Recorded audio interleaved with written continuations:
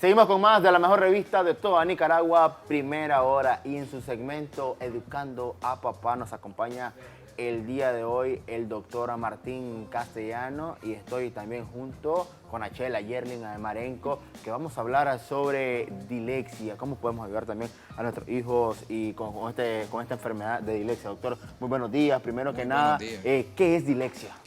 Bueno, la dislexia es uno de los tantos trastornos del aprendizaje que hay. Este trastorno lo que hace es que los niños no saben identificar la fonética de las palabras o de las letras. Hay una confusión visual, tanto de letras como de números. Tiene que ver muchas veces, eso afecta significativamente el aprendizaje cognitivo de los niños. Hay que señalar que este trastorno, bueno, a mí no me gusta llamarlos como trastornos en el caso de los niños porque la palabra suena fuerte, ¿verdad? Y más que todo es una debilidad del aprendizaje. Es algo neurológico, hereditario, tiene varias fases, tiene 3 fases importantes, tiene 3 características importantes, puede ser leve, moderada o alta. Ok, qué importante este tema, doctor, porque si bien es cierto, o bueno, bajo el término médico de trastorno, hay muchísimos trastornos hoy en día.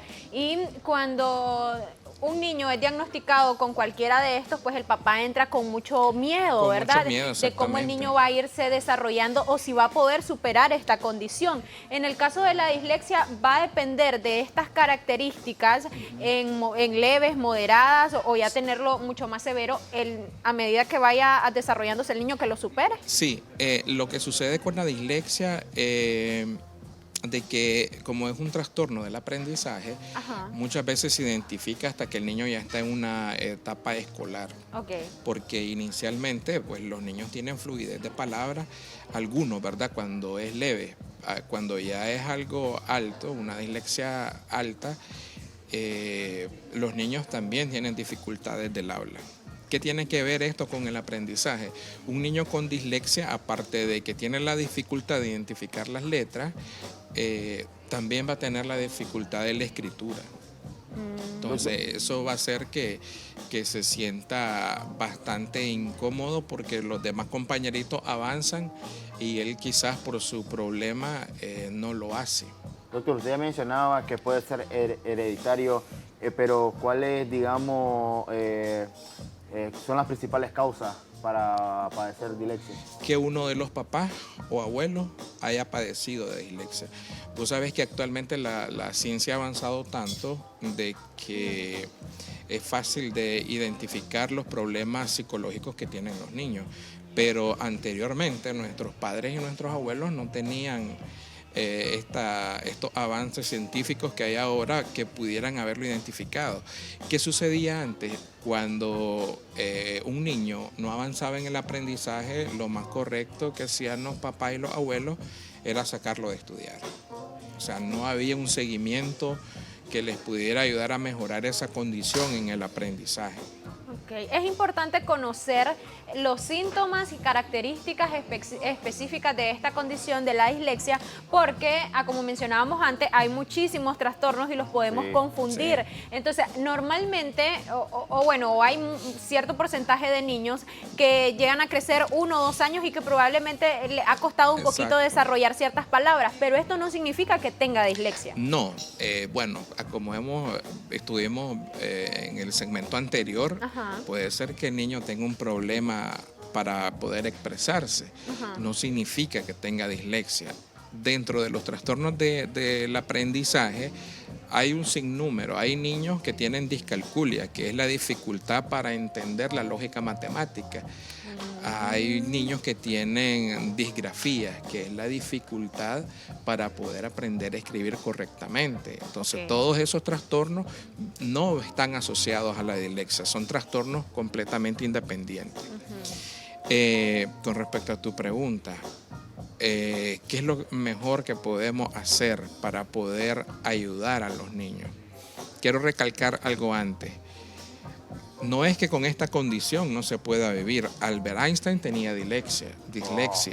Stephen King también. Entonces, son personas que encuentran otra manera de poder sobrevivir, de poder desarrollarse en el campo profesional. O sea, ellos tenían un problema de dislexia, pero tienen un problema matemático que les ayudó a socialmente aportar.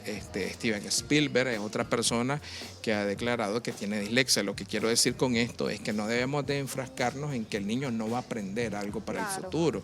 Puede desarrollar otras habilidades importantes como la artística, como la numérica. O sea, no debemos de enfrascarnos en que como el niño tiene dislexia ya no va a aprender a leer o no va a poder tener una carrera profesional.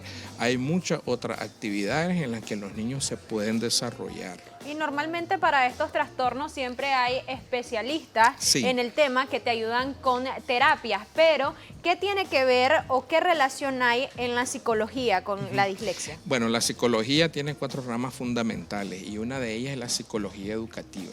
Okay. La psicología educativa lo que te ayuda es a poder enseñarle a los papás que desarrollen estrategias de aprendizaje para fortalecer a los niños. Okay. A ver, cuando la dislexia es leve, los niños pueden tener un seguimiento bastante cercano con un psicólogo educativo y le va a ir guiando en cuál sería la mejor manera de que los niños puedan desarrollar la lectura. Una de las técnicas, por ejemplo, que se me viene a la mente ahorita es leerle a los niños y empezar a preguntarles cuál es la manera en que ellos entendieron. Una de las maneras en que los niños se expresan mejor en estas situaciones es dibujando. Entonces, ponerlos a dibujar es una herramienta que les puede ayudar a los niños a ir comprendiendo las palabras, los significados, a relacionar coherentemente la lectura con la realidad y cómo ellos lo van entendiendo. Doctor, ¿existe, digamos, una manera rápida para curarse de este problema? No hay una manera rápida. Esto es algo progresivo. Es un proceso. Sí, licenciado, ¿cómo podemos nosotros educar a los papás que nos están viendo? Porque sí necesitas de cierto tiempo como papá para estar con tu niño y a veces dejamos eso a un lado y únicamente asistimos a ciertas consultas, ya sea con el psicólogo, con el especialista de este tema, porque el papá no tiene tiempo. Pero ¿qué tan importante es esa conexión para este tipo de trastornos? Yo siempre he dicho que la conexión padre-hijo tiene que ser prioridad en el núcleo familiar. Sí. ¿Qué sucede? Cuando el niño va mal en clase, generalmente quien se da cuenta primero del problema de aprendizaje del niño no son los padres, sino que son los maestros. Así es. Entonces, ¿cómo podemos apoyar al maestro? Siendo empáticos con la situación que tiene el niño, no recriminarle ni reprocharle su condición, porque lo que vamos a hacer es que el niño se bloquee completamente y no quiera progresar. Hay niños que tienen tan arraigada esta dificultad que lo que hacen es no ir a la escuela, o si están en la escuela hacen otras actividades como portarse mal, con su comportamiento porque no se sienten apoyados. ¿Qué es lo mejor que puede hacer un padre? Bueno, empezar a hablar con el niño, porque muchas veces con la comunicación puedes mejorar esto. Sí, requiere de mucha paciencia también. De muchísima paciencia. El tenerla. Y yo creo que ahí tiene un gran don también los maestros que están ahí en compañía con estos niños que tienen este tipo de condiciones. Le preguntaba al inicio y tengo la duda, cuando llega a ser leve esta condición, ¿pueden llegar a superarla en un futuro en la adultez? Sí, se puede superar. Cuando es leve sí se puede superar. ¿Cómo lo pueden superar? Haciéndole dictado, corrigiéndolo. Mira, hijo, esto lo hiciste incorrecto, lo podemos mejorar. Los maestros tienen la técnica de hacer plantillas, de repetir varias veces las palabras escritas y es una buena manera de que podemos ayudar como padres. Es una manera sencillísima.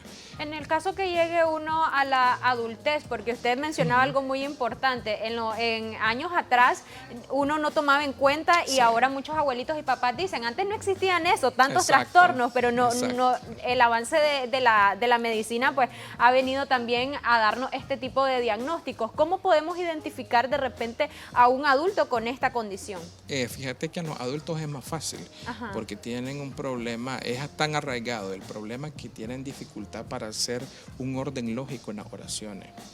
Entonces, cuando no tenés un orden lógico de oraciones es porque tenés un problema de dislexia, porque tu cerebro no puede procesar cuál es el pensamiento correcto.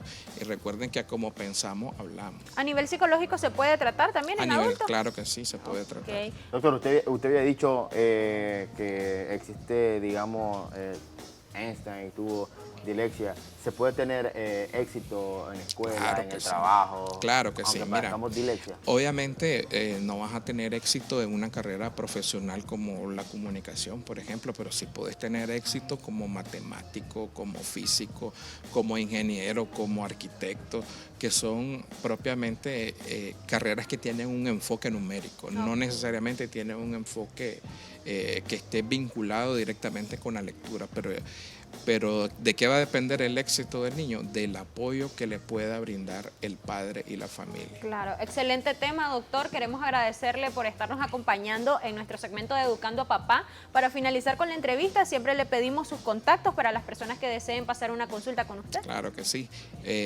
Al 84925969, también están mis redes sociales, psicólogo Martín Castellano, ahí me tienen a la orden. Facebook, TikTok e Instagram. Sí, también. Ya me actualicé, ya hice un TikTok. Bueno, esperamos que les haya gustado muchísimo este tema, papás que nos están viendo. Vamos a finalizar, Ariel, con la entrevista. Así es, vamos a finalizar con este segmento Educando a Papá. Nosotros vamos a pasar con más información porque esta lista Karen de Villalobos and Macfield con más información en la mejor revista de toda Nicaragua.